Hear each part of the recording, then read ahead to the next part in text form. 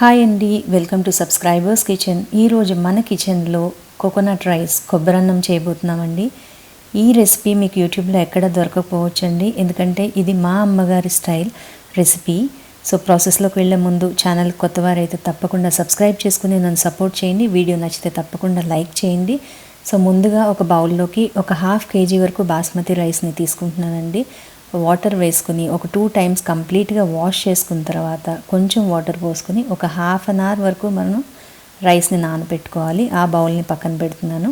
ఇప్పుడు చిన్న mixie jar తీసుకుని అందులోకి ఒక మీడియం సైజ్ కొబ్బరికాయని తీసుకుని ఇలా పీసెస్గా కట్ చేసుకుని వేసుకోవాలండి.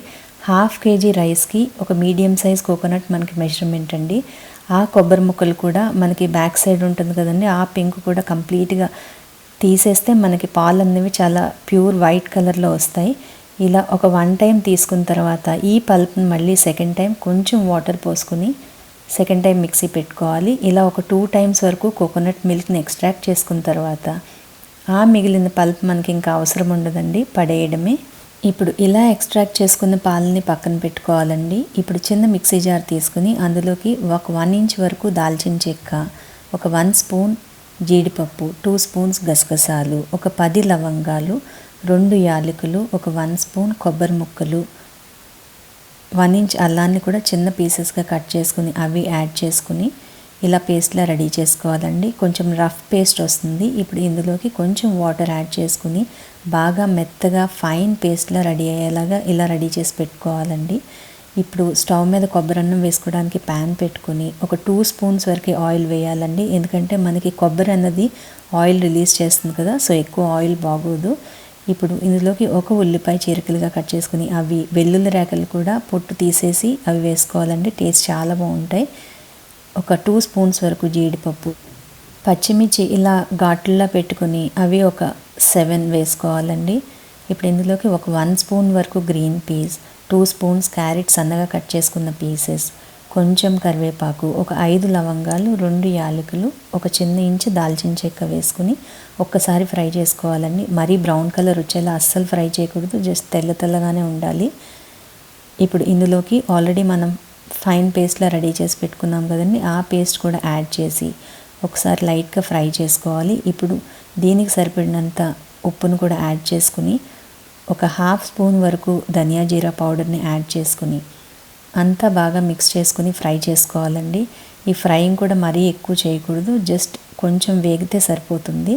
చూడండి, ఈ పేస్ట్ అనేది మనకు పచ్చివాసన పోయేంత వరకు వేగిన తర్వాత ఇప్పుడు ఇందులోకి ఆల్రెడీ మనం రైస్ 2 glasses తీసుకున్నాం కదండి, 1/2 kg.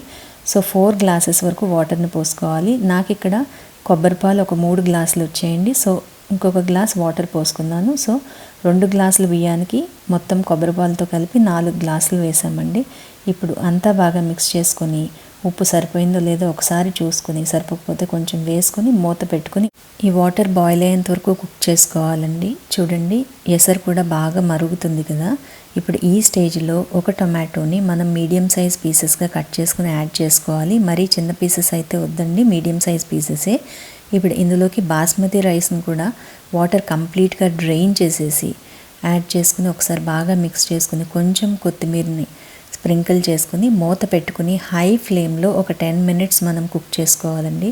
చూడండి, 10 minutes అయ్యింది. రైస్ ఒక 75% వరకు కుక్ అవుతుంది.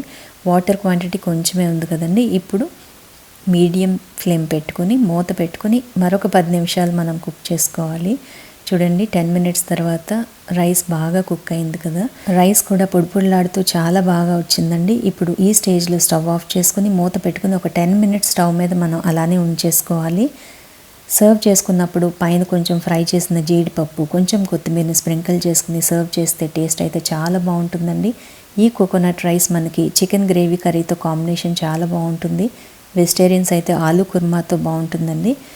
ఈ రెసిపీకి ఇంగ్రీడియంట్స్ అన్ని డిస్క్రిప్షన్లో నేను షేర్ చేశానండి, ఒకసారి చెక్ చేసుకోండి. వీడియో నచ్చితే తప్పకుండా లైక్ చేయండి, ఫ్రెండ్స్కి రిలేటివ్స్కి షేర్ చేయండి. Thanks for subscribing and thanks for watching. Bye bye.